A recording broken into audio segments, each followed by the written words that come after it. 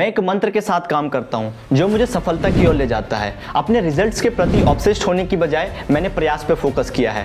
ये कहा है गौतम शांतिलाल अडानी ने, जो कि एक रिमार्केबल पर्सनैलिटी है और हर उभरते हुए एंटरप्रेन्योर के लिए एक इंस्पिरेशन है। गौतम अडानी 100 रुपए के नोट के साथ मुंबई चले गए और 20 साल की उम्र में एक मिलियनर बन गए।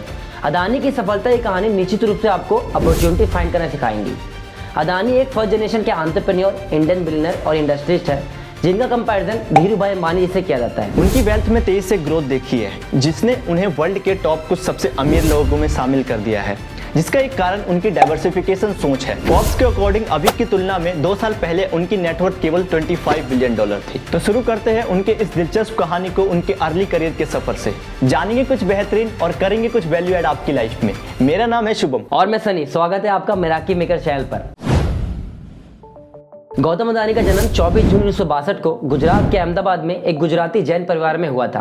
उनके पिता का नाम शांतिलाल अडानी और माता का नाम शांति अडानी है। गौतम अडानी के 7 भाई बहन हैं। उनके माता पिता ने अपने परिवार के लिए अधिक से अधिक अपॉर्चुनिटी हासिल करने की उम्मीद में गुजरात के नॉर्थन पार्ट के थेराड के एक छोटे से शहर से चले गए थे। गौतम ने अपनी स्कूली शिक्षा अहमदाबाद के सेठ चिम्मनलाल नागिनदास विद्यालय से की। उन्होंने गुजरात यूनिवर्सिटी में बैचलर डिग्री के लिए कॉमर्स सब्जेक्ट में एडमिशन लिया। बाद में उन्हें महसूस हुआ कि एकेडमिक्स उनके लिए नहीं है। फिर उन्होंने सेकेंड ईयर में कॉलेज छोड़कर सभी को चौंका दिया। उनके पिता टेक्सटाइल बिजनेस में थे लेकिन वह सक्सेसफुल नहीं थे, इसलिए अपने पिता के बिजनेस में शामिल होने के बजाय 1978 में एज अ टीनेजर के रूप में गौतम केवल 100 रुपए के साथ सपनों के शहर मुंबई चले गए थे और वहां पर उन्होंने 2-3 साल तक महेंद्र ब्रदर्स के लिए डायमंड सॉर्टर का काम किया। उसी समय अडानी ने मुंबई के अनरिवील्ड ज्वेलरी मार्केट जवारी बाजार में अपने खुद की ब्रोकरेज फर्म की स्थापना की। 1981 में गौतम के बड़े भाई मानसुख भाई अडानी ने अहमदाबाद में एक प्लास्टिक यूनिट खरीदी और उन्हें बिजनेस को मैनेज करने के लिए इन्वाइट किया। वे उस बिजनेस से 4 साल तक जुड़े रहे और इम्पोर्ट बिजनेस की नॉलेज ली। बाद में उन्होंने 1985 में स्मॉल स्केल इंडस्ट्री के लिए अपना प्राइमरी पॉलीमर बिजनेस को इम्पोर्ट करना शुरू कर दिया। 1988 में अडानी ने अडानी एक्सपोर्ट्स की स्थापना की, जिसे अब अडानी एंटरप्राइजेस के रूप में जाना जाता है, जो कि अडानी ग्रुप की एक होल्डिंग कंपनी है।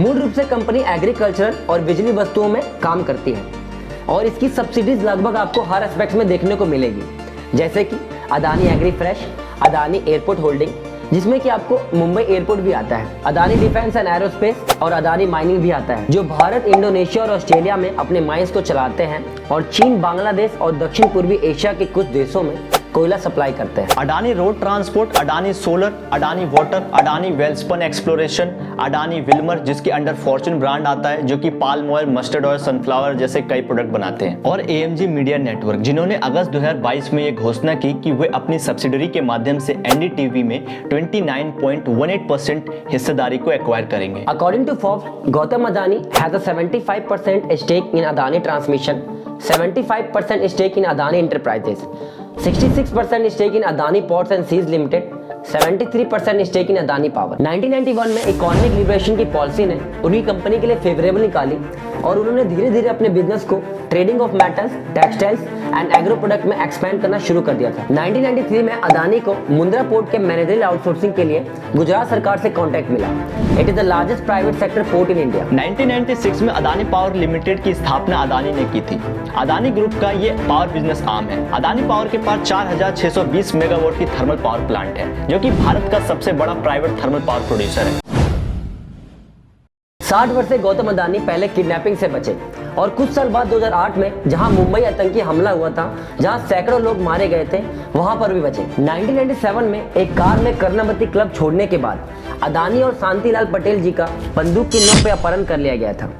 अडानी इस भयानक घटना के बारे में पब्लिकली रूप से बोलने से कतराते रहे हैं। किडनैपर्स ने फिरौती के तौर पे अडानी जी से $1.5 मिलियन की मांग की। अडानी के जीवन में 1997 का अपहरण एकमात्र दुर्भाग्यपूर्ण घटना नहीं थी। 26/11 के हमले में बिजनेस टाइकून बेसमेंट में छिप गए क्योंकि आतंकवादियों ने ताज होटल के अंदर 160 से अधिक लोगों को मार डाला था। जब कमांडो ने स्थिति पर नियंत्रण कर लिया और आतंकवादियों से भिड़ गए तो वो बच निकलने में सफल रहे। 27 नवंबर को अडानी ने कहा था, मैंने सिर्फ 15 फीट की दूरी से मौत देखी। मई 2020 में अडानी ने solar energy corporation of India SECI द्वारा $6 बिलियन की दुनिया के सबसे बड़ी सोलर बोली जीती। सितंबर 2020 में अडानी ने मुंबई इंटरनेशनल एयरपोर्ट में 74% हिस्सेदारी हासिल कर ली, जो दिल्ली के बाद भारत का सबसे दूसरा बिजी एयरपोर्ट है। नवंबर 2021 में ब्लूमबर्ग इंडिया इकोनॉमिक फोरम में बोलते हुए अडानी ने कहा, Adani group new green energy business में $70 बिलियन का इन्वेस्ट कर रही है। जुलाई 2022 में 3 जायंट फैक्ट्रीज, सोलर इलेक्ट्रोलाइजर जो कि ग्रीन हाइड्रोजन बनाने के लिए है, विंड टर्बाइन प्लांट्स में इस इन्वेस्टमेंट का यूटिलाइज कैसे किया जाए, इस पर कुछ नए इंफॉर्मेशन दिए। फरवरी 2022 में वो मुकेश अंबानी को पीछे करके एशिया के सबसे अमीर व्यक्ति बन गए। अगस्त 2022 में उन्हें फॉर्च्यून द्वारा दुनिया के तीसरे सबसे अमीर व्यक्ति का नाम दिया गया है। आप सही सुन रहे हैं, इनसे आगे केवल बर्नार्ड आर्नोल्ड और एलन मस्क हैं। इन्होंने जायंट एंटरप्रेन्योर जैसे Jeff Bezos, Warren Buffett, Google founders and Facebook founders के नेट वर्थ को भी सरपास कर दिया है। और जैसा कि हमने आपको बताया था, अकॉर्डिंग टू फोर्ब्स इनकी नेटवर्थ 2020 में $25 बिलियन थी, जो कि बढ़कर नवंबर 2022 तक इनकी नेटवर्थ $150 बिलियन की हो गई थी। Adani is the owner of Adani foundation which funded through the Adani group. Gautam Adani business acumen, hard work, learning mindset and ability to capture opportunities are the main reasons behind his success। और कोई भी इन स्किल्स और capabilities के साथ पैदा नहीं होता है। इन चीजों में लगातार टाइम और एफर्ट लगाकर समय के साथ डेवलप किया जा सकता है। कंटेंट से कुछ अच्छा लगा तो और 3 लोग को शेयर करें, इस वीडियो को लाइक करें और चैनल को सब्सक्राइब करें, ताकि इसी तरीके से आपको आपका इंपॉर्टेंट कंटेंट मिलता रहे। अगर कोई क्वेश्चन, सजेशन या फिर फीडबैक है तो नीचे दिए गए कमेंट बॉक्स में बताएं।